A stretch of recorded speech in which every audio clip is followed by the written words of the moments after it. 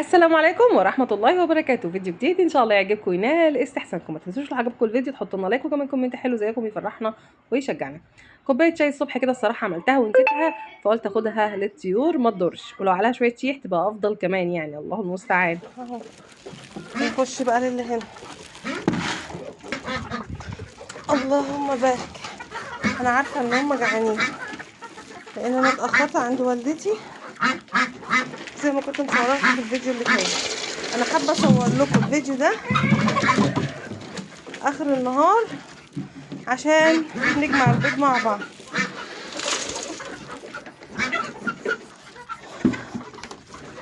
بصوا انا ساعات بصور الصبح ما بيبقاش فيه بيض خالص. النهارده كان فيه واحده تقريبا، ادي واحده كمان هي لاقيها على الارض، دي من الفراخ المبشره. بصوا الذكر ده انا خايفه اغيره، والله واحده بتبيع واحد، خايفه اغيره يطلع حاله من حاله. بصوا دول كانوا بواقي وكنت نسيتهم الصبح. كده احنا هنعمل لهم خلطه تاني،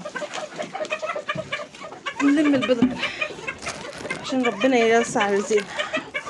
كان في مثل عندنا زمان كده بيقول لك ان كان رزقك واسع، ان كان رزقك ضيق وسع له المعون. بصوا البيضه اللي عايزه ترقد اللي انا قلت لكم قولوا لي، وبرده لسه بقول لكم قولوا لي.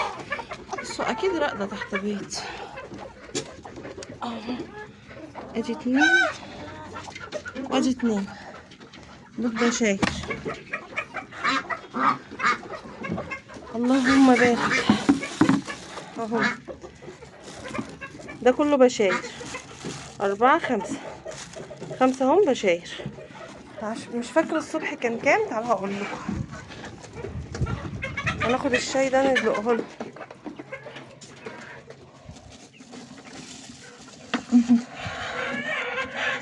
اهو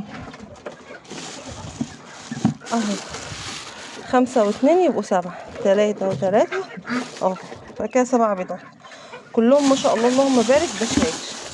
انا الفراخ بتاعتي الكبيره تعتبر مريحه، يعني بتبيض بس مش كتير.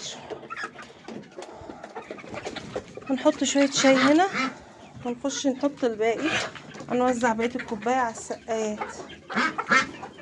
هنحطهم في دي عشان هم بيحبوا يشربوا منها. ناخد شويه التفل دول كده نمصمصهم بس، مش هزود ميه لان هم قدامهم ميه. اللهم بارك. نبص هنا نشوف في بيض ولا ايه. ساعات بيبيضوا على الارض هنا، خلي دي هنا عشان ناخدها اهي. لا مفيش هنا، هم ما تعودوش اصلا يبيضوا هنا، يبيضوا على الارض. والصبح عايزه اقول لكم، عارفين لاقيه البيضه فين؟ لاقيه البيضه هنا.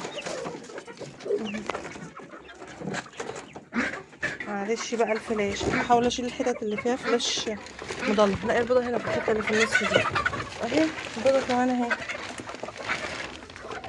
اهي اهي كده تمام بيضات. الله اكبر. واحده لاقياها هنا جنب المساحه هنا في الحته اللي في النص دي. بصوا نشوف دي مطلعه حاجه ولا ايه. خليكم معايا، احط البيضه بس كده بقوا 8 بيضات. هنشوف ربنا يرزقنا بحاجه تانية ولا ايه، بس انا لازم اقفل عليهم عشان ما ينكسروش. طبعا الجو حر ما ينفعش نركن البيض وناخد بالنا يا جماعه.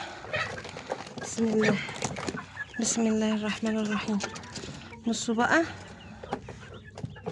قشره اهي، ودي بطايه، بس خلوا بالكم السره ما قفلتش مع ان هي اللي طالعه لوحدها اهي. السره ما قفلتش، مش عارفه بقى اسيبها هنا ولا اخدها. هسيبها تعرق مع ماما النهارده عشان انا مش عارفه. هسيبها لامها النهارده وبكره وان شاء الله نشوف البيض ده ايه اخباره. هو بيض الفراخ ده شكله كله اهو. ده هاخده ده عشان هو بايظ. ماشي هنشوف الباقيين كمان عشان اخف عليها. والله العظيم يعني انتي بطة مش عارفة اقولك ايه، بس انا هجربك مرة كمان عشان هي شمرت اول مرة تبيض. هجربها تاني. بصوا بتحطوا البيضة على ودانكوا كده مفيهاش اي نبض، وبالكشاف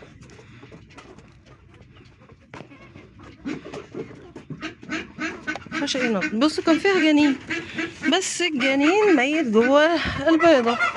حول ولا قوة الا بالله. ودي نفس القصة. لا دي فيها نبض، دي فيها نبض، دي نتأكد منها تاني.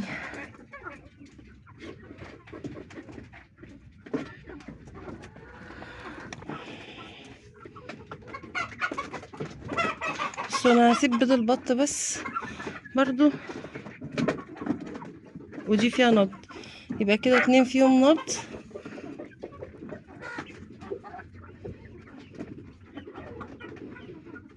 و2 مش سامعة فيهم نبض.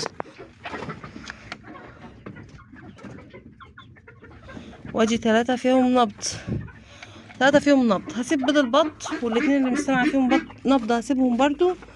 وهي هسيب لها البطة بتاعتها، وبكرة نبص عليها.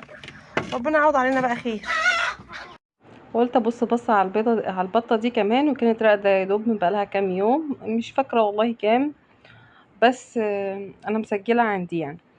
فبصيت عليها كده ولقيت ان البيض بتاعها عايز يتفرز، لان هي ما شاء الله ابتدى يلمع وخلاص ده ميعاد الفرز. كنت عايزه تعضني يعني، عادي عادي عادي. مش عارفه انا بربي بط اصلا ازاي، والله ماليش شخصيه معاه خالص الحمد لله. المهم انا مش هكدب عليكم، انا كنت جايه متاخر اصلا وهنزل ورايا 500 الف حاجه يعني، فما فرستش البيض. انا بس بصيت كده اطمنت وقلت اشوف لو في بيض فراخ ولا حاجه. مبدئيا البيضه اللي انا مسكتها دي قلت باين ان هي بايظه يعني، ضربه تحتها من الحر. فبصوا هو انا كام يوم اللي سبتهم مع البطه ما تعرفوش فرقوا. الحادثه اللي كانت حصلت في الميه لما غرقت الدنيا يعني، البطه اللي هي اللي فاتت دي اللي احنا لسه المفروض انها بتطلع، آه، البطه اللي بتطلع دي لما جيت تاني يوم انا هنا كنت بزود لها تاني، لان كان تحتها الارضيه باينه وده ممكن يكسر معانا البيض. وزودت لها تبن وفرست لها البيض، ولقيت فيها برضو 4 بيضات ما فيهمش كسر. البطه دي رقت معايا قبل كده، وممكن يكون المشكله فيها هي، لان دي البطه الوحيده اللي بلاقي في مشكله في الكسر. فانا فرستهم، اول واحده طلعت فاضيه وطلع كمان 2 أو 3. هما كانوا 20 بيضة، طلع منهم 13 بس هما اللي سلام، هيكملوا معاها ان شاء الله، وربنا يا رب يبارك فيهم ويطعمنا خيرهم. آه وطلع 4 فاضيين و3 بايظين من الحر للأسف يعني.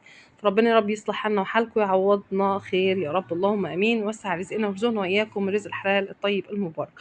اما بالنسبه للبطه اللي بتبيض لسه، فالبطه بتاعتها للاسف لما طلعت تاني يوم لقيتها ميته. طبعا هي طالعه كده السره ما قفلتش، فبتاعي ربنا يعني الحمد لله، قدر الله ما شاء فعل. وتحتها 3 بيضات فيهم نبض و2 ما فيهمش نبض، فاحنا هنستنى ال3 بيضات دول لان هي بطه شمرت واول مره، فانا مش هقومها دلوقتي. كنت بفكر اقومها واحط اللي تحتها في حته تانية، وبعدين رجعت في كلامي قلت عشان خاطر تفضل عارفه وان هي هتفضل مكمله لغايه الاخر برضو لما يطلع لها كتاكيت تاني، لان هي ما طلعتش غير هما بطتين وديق وكتكوت وواحده ماتت. فقلت هصبر عليها شويه، لان يعني طبعا تعويض البطه ده حاجه مهمه جدا. وبالنسبه للبط التاني فانا هحط له بيض فراخ يعني ان شاء الله، يا اما هحوش له لو ربنا رزقنا، لان زي ما انتم عارفين زي ما انا قايله لكم ان الفراخ عندي كبيره مريحه شويه في فتره القلش، يعتبر هي لسه بادئاها، ومن تدبير ربنا سبحانه وتعالى ان هم بطلوا بيض او ريحوا، والبيضه الفراخ التانية كانت عندي بتبشر. وده اللي انا دايما بقول عليه، ان احنا لازم يكون عندنا اكتر من عمر. صح الحاجه بتتعب شويه ان احنا كل شويه بنحضن كل شويه بنعمل، بس برضو في اقل مكان هنحضن وهنعتني بيهم ونعرف نعمل لهم وصفات وخلطات. واستنونا الفيديوهات اللي جايه في مفاجآت كتير جدا. البطه طلعت لي البطتين، والله اعلم ال3 التانيين هيطلعوا ولا لا، بس انا عشمي ان شاء الله ان هم يطلعوا ويعيشوا بقى معانا.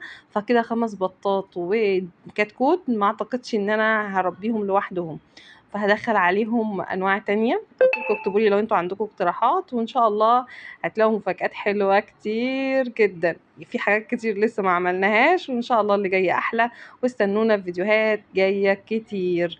طبعا دلوقتي انا كنت خلاص هزغط وما زغطتش معاكم لاني زغطت قبل كده، ومش عايزين نطول وقت الفيديو اكتر من كده. والفرخه دي انا بفكر جديا ان انا ارقدها، بس نجيب بيض بس اشوف. انا مشكلتي دلوقتي في البيض، بالذات ان انا بطه هتمشي فممكن ارقدها مكانها. والله المستعان. قولوا لنا كده في الكومنتات رايكم ايه، ولو عجبكم الفيديو ما تنسوش تحطوا لنا لايك وكمان كومنت حلو زيكم يفرحنا ويشجعنا. واشوفكم فيديو جديد، ومع السلامه.